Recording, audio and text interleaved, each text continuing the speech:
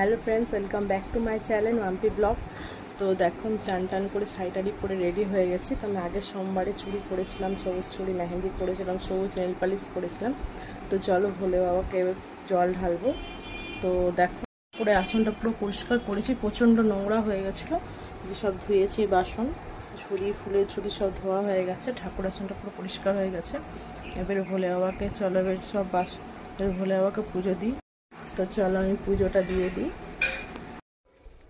তো আমি কোথাও জল ঢালতে যেতে পারি না, তো আমি নিজের ঘরেই ভোলে বাবাকে জল ঢালি।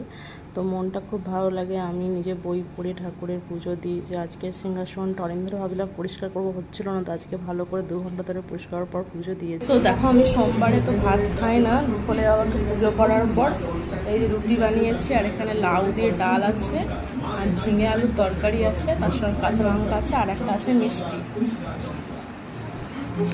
তো চলো আমি খেয়ে নিই। জয় ভোলে বাবা, সবার মঙ্গল করো ঠাকুর।